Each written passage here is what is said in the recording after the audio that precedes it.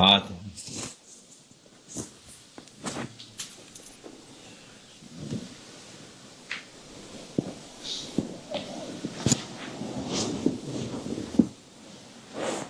السلام عليكم. والصلاة والسلام على رسول الله محمد سيد الأولين والآخرين مدد يا رسول الله مدد يا سادات أصحاب رسول مدد يا شيخنا فاستر مولاه شيخ الله فازل Sh.Muhammad قال مدد طريقتنا الصحبة والخير في الجمعية. بسم الله الرحمن الرحيم. عسى أن تكرهوا شيئا وهو خير لكم صدق الله العظيم. Allah Azze ve Celle buyuruyor.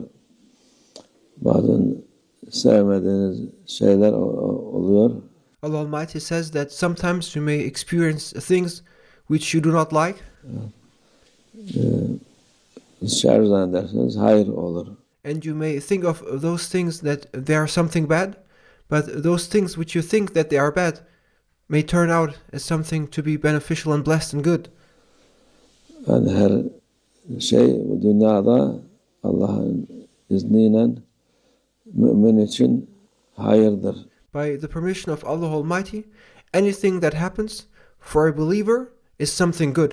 Whatever happens for a believer is always good. Şer görünen de hayırdır.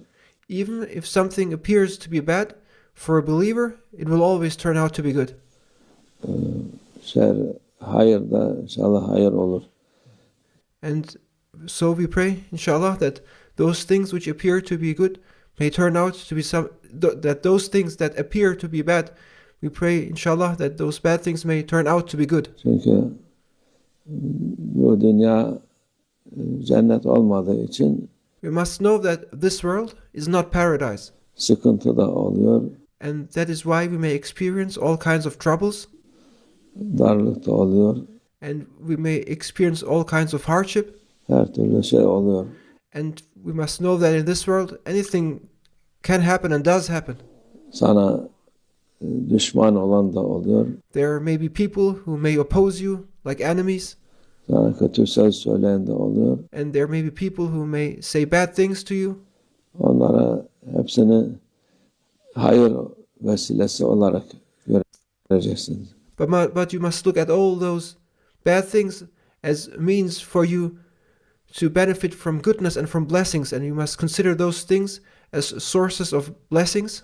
Sana itibar etmeyen, senin aleyhine konuşan olunca if there are people who do not respect you or who speak ill or bad of you, o nefsine konuşmuş oluyor. You must know that they are mentioning your ego. Onu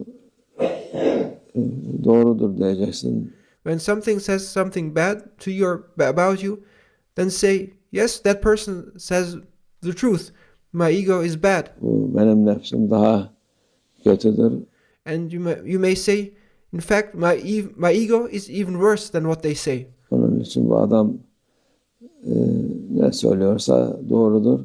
Therefore, if people may say things about you, simply say, my ego is even worse than what they say, and accept it. Onu Allah Azze ve Celle seni müdafaa eder. There's no need to argue or to fight back. Allah Almighty will defend you in those cases when people attack you. İnnallah yudâfi'al müminin. Allah Azze ve Celle müminleri koruyan, savunan. Without any doubt, Allah Almighty is the defender of the believers. Allah Azze ve Celle'dir. Sen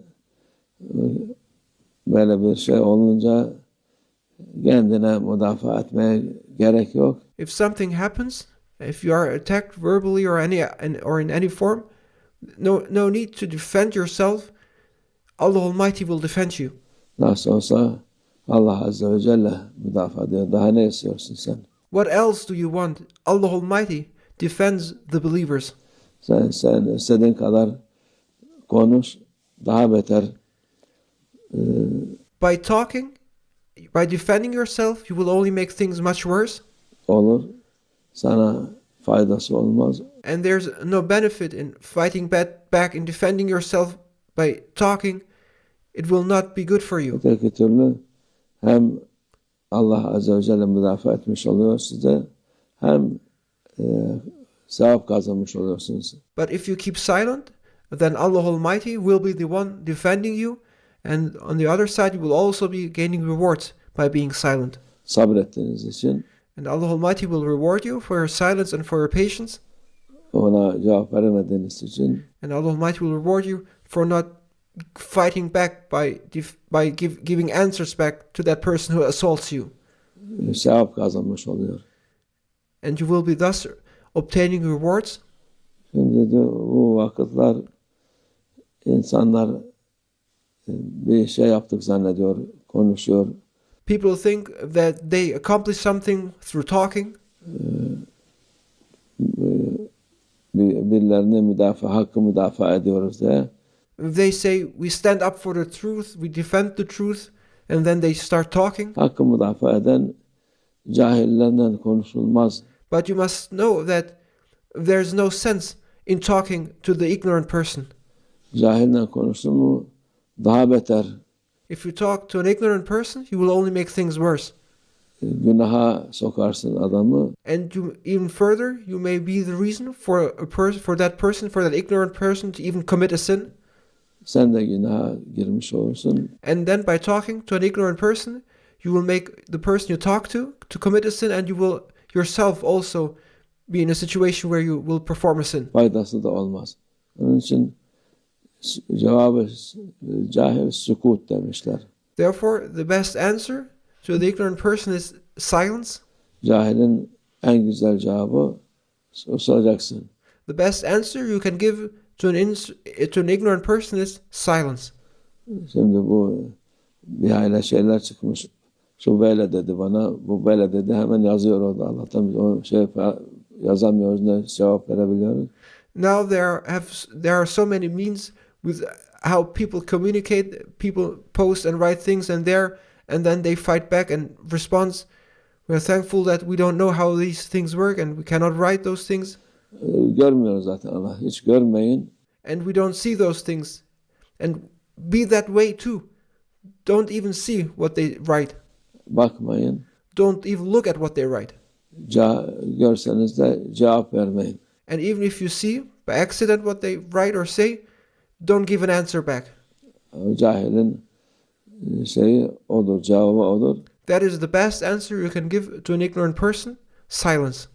O cevabını da Allah Azze ve Celle verir. Allah Almighty, He will be the one when you keep silent, Allah Almighty will be the one responding on your behalf. Onun için üzülmek gerekmez.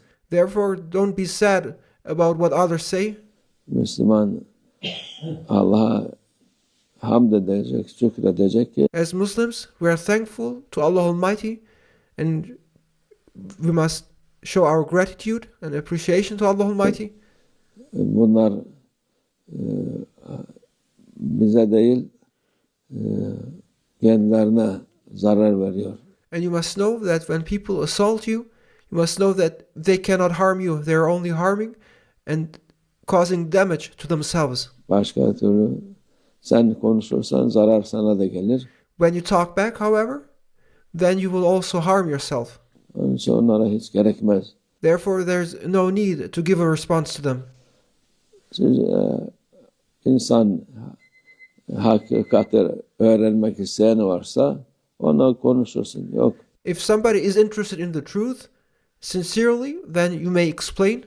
Sana sırf hücum edip de şey yapmak isteyen varsa onu Allah'a havale edersin. But if somebody just assaults you or attacks you, then keep silent and forward those assaults to Allah Almighty. He will respond on your behalf.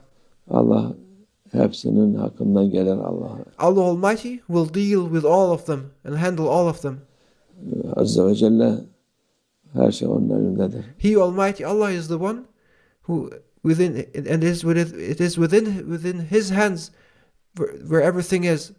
Allah muhafaza etsin. May Allah Almighty protect us. Cahillerden çok tam ikinci cahiliyet zamanı. May Allah Almighty protect us from the ignorant ones. We now live in the second era of ignorance. Şimdi cahiliye diyor. Cahiliye demek cehalet bir şey bilmemek demektir. To be ignorant means to not know. Şimdi okumuş cahiller. And now we see that there are people who have studied, yet they are ignorant. Hakikaten okuduğunu da hiçbir şey bilmiyor. They are ignorant because even though they study, they do not understand what they read or do not know. Dolaşıyor, nasıl bir şey alıyorsa beleşten, şeyden, hiç yorulmadan etmeden. And they graduate without showing any effort. Oradan buradan nasıl yapıyorsa. And I don't know how they manage then to become those people who graduate and claim to be this and that, yet they are ignorant. Her taraf cahil dolmuş, okumuşlar. And everywhere is filled with those types of ignorant people who have studied. Eskiden ilkokul okuyan insan daha akıllıydı, daha ilmi vardı. In former times, even those students going to elementary school had more knowledge and were more knowledgeable than those who study today. Şimdi üniversite bitiriyorlar. İki lafa kanıyorlar. Ondan sonra övünüp dururlar. And now we see people, they are graduating from universities, yet they are deceived and fooled by people who say one or two things, and then they are led astray by those. Onlar Peygamberimizin mucizesidir. İkinci cahiliye olacak dedi. İşte tam bu zamanın ortasındayız biz. And people are so proud of what they claim to know while being ignorant. And this is one of the miracles of our beloved Prophet, peace and blessings be upon him, who has informed us that there will be an age, the second age of ignorance, and it is now this era we now live in. Allah o cahillerden muhatap olmayın. Don't talk to those ignorant people. Onlar istedikleri kadar konuşsun. They may talk as much as they like. Allah onların cevaplarını verir. Allah Almighty will give a response on your behalf to them. Allah muhafaza etsin. May Allah Almighty protect us. Allah tevfik. El-Fatih.